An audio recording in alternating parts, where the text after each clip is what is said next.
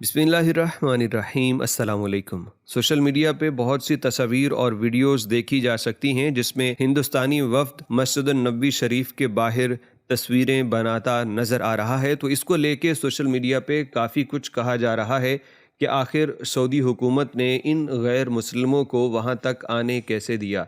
तो आज इस वीडियो में एक बार फिर इस टॉपिक पे हम बात कर रहे हैं और आपको कानूनी और शरई मामला बताएंगे।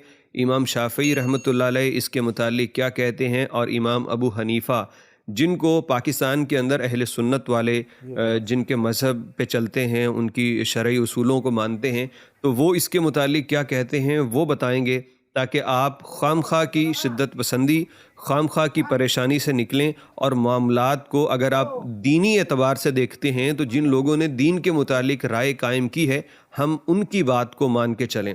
आपको बता दें कि ये बिल्कुल असल वीडियोस और तस्वीर हैं। सिमरती ईरानी गालबन खातून का नाम है और ये मुख्तलिफ़ ड्रामों के अंदर अदाकारी भी कर चुकी हैं, लेकिन इस वक्त ये हिंदुस्तान की हुकूमत में एक वज़ीर हैं।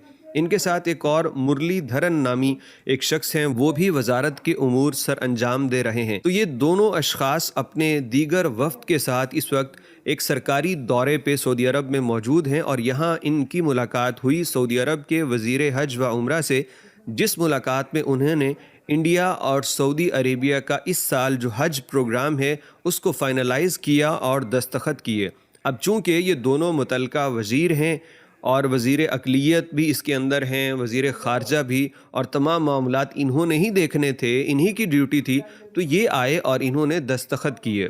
तो ये कोई ऐसा दौरा नहीं था कि ये स्पेशल मस्जिद नबवी के लिए आए हैं, बल्कि चूँकि इनके जो वज़ीर हैं उन्होंने यहाँ मदीना में इनके साथ मुलाकात की, बातचीत हुई और इनके ऊपर दस्तखत किए जो मुआहिदा इंडिया और इनके दरमियान है। अब इसके बाद ये भी देख लीजिए कि इन्होंने सिर्फ ये मस्जिद नबवी के बाहर ही नहीं गईं बल्कि मस्जिद कुबा भी गईं और जो हमारा जबल ओहद है वहाँ भी ये गईं अपने वक्त के साथ, और इन्होंने इस्लाम के मुतालिक, इस्लामिक कल्चर के मुतालिक बहुत अच्छी बातें अपने ट्विटर अकाउंट के ऊपर भी लिखी। तो मतलब ये इंडिया में इस खातून का आम तौर पे हर वक्त नहीं, लेकिन ये रवैया नहीं देखा जाता था। अक्सर ये बड़ी सख्त बातें भी मुसलमानों के मुतालिक कर जाती थी, लेकिन यहाँ पे आई हैं वो हॉस्पिटैलिटी देख के, वो मुसलमानों की तरफ से अखलाक देख के वो एक भली बात कहने पे मजबूर हुई। तो मेरा ख्याल है कि इस चीज़ को भी मद्देनज़र रखना चाहिए कि जब लोग इस्लाम के करीब हों, मुसलमानों के और मुसलमानों की जो मुक़द्दस मकामात हैं उनके करीब हों, तो उनके दिल की दुनिया भी बदलेगी।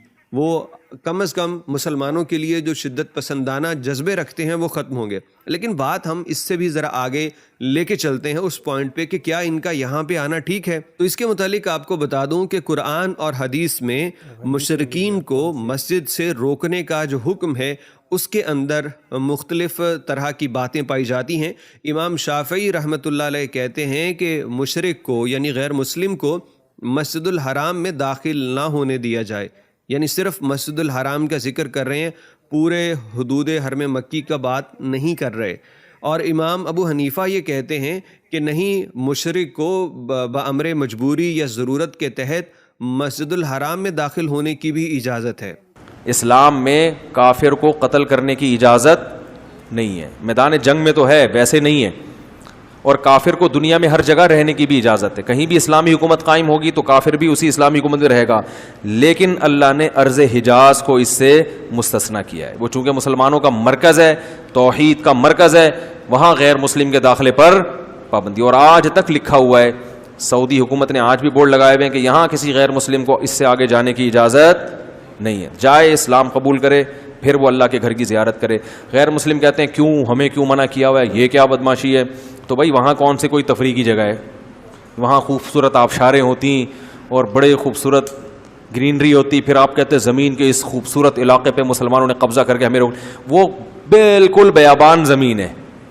और ये अल्लाह ने हिकमत है कि ऐसी जगह अपना घर बनाया जहां एंटरटेनमेंट का कोई सामान है ही नहीं, क्योंकि अगर वो ग्रीनरी होती, 7000 फुट की बुलंदी पर होता, आबशारें होती, तो किसी के दिल में वसवसा आ सकता था। असल में कोई बादशाह गुजरा था जिसको ये इलाका बहुत अच्छा लगा, तो उसने कहा कि तफरीह की तफरीह, इबादत की इबादत, यहाँ घर बना लो। गैर मुस्लिम को अल्लाह ने पाबंदी लगाई है, कहा कि तुम तौहीद को मान लो, अकीदा तौहीद कबूल कर लो, تو پھر ٹھیک ہے تم بھی آؤ, اس پر کسی کی یہ جاگیرداری نہیں ہے. اور نبی نے حکم دیا, عربوں کو منع کیا کہ بیت اللہ کسی کے لیے بھی بند, یعنی جو حرم ہے کسی کے لیے بھی بند نہیں ہوگا, دن میں رات میں جو جب چاہے آ کے طواف کرے, کسی پہ پابندی نہیں لگائی جا سکتی. یا بنی عبد مناف لا تمنعوا احدا ممن طاف بهذا البيت ليلا او نهارا, اے بنی عبد مناف کسی کو بھی تم بیت اللہ میں آنے سے روک نہیں سکتے, چاہے وہ دن میں طواف کرنا چاہے یا رات میں. ہاں صفائی وفائی کے لیے وقتی پابندی لگ جائے تو ایک الگ بات ہے. تو اللہ نے یہ بھی حکم دیا کہ حدود حرم میں غیر مسلم کا داخلہ منع ہے. یا ایھا الذین آمنو, اب وہی ٹاپک واپس آ رہا ہے, اہل ایمان کو حکم دیا جا رہا ہے, اے اہل ایمان, انما المشرکون نجس, مشرک تو سوائے اس کے کچھ نہیں کہ نیرا گند ہے. سارا اس سے بڑی کیا گندگی ہو سکتی ہے کہ اللہ کے ساتھ کسی اور ہستی کو معبود تصور کر لیا جائے, یا اس کی کوالٹی, یعنی دنیا میں سب سے بڑی پلیدی کوئی ہو سکتی ہے تو یہی ہے. جب کائنات کا سب سے بڑا گناہ شرک ہے تو سب سے پلید انسان وہی ہوگا جو شرک کرنے والا ہے. فلا یقرب المسجد الحرام بعد عامہم ھذا, تو بس اس سال کے بعد کوئی مشرک بھی مسجد حرام کے اندر داخل نہیں ہو سکتا.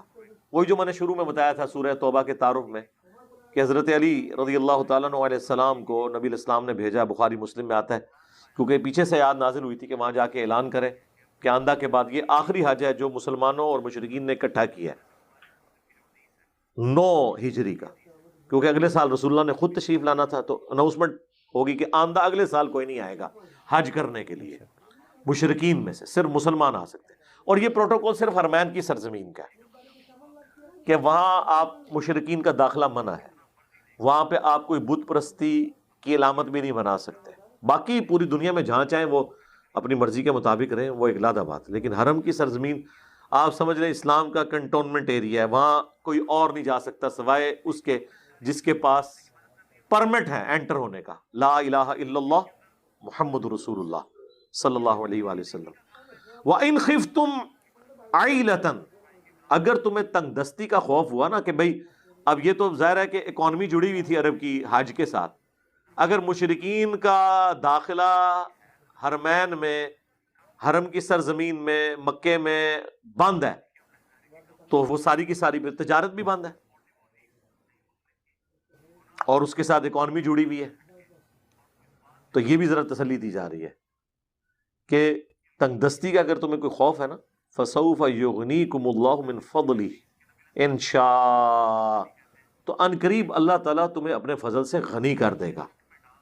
جو اللہ چاہے گا نا جب تو کر دے گا, بے فکر رہو. تم نے اکانومی کی فکر نہیں کرنی ہے کہ بھئی اب تو آدھے لوگ آئیں گے مکے کی سرزمین میں, تو وہاں پہ جو کاروبار کرنے والے ہیں وہ یہ کہیں کہ جی ہمارا کاروبار ٹھپ ہو جائے گا, اس چکر میں نہیں پڑنا.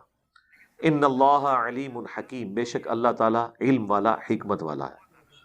قاتل الذین لا یؤمنون باللہ, اب یہ وہ شورى فاق آیت آ رہی ہے, آیت نمبر 29 سورہ توبہ کی,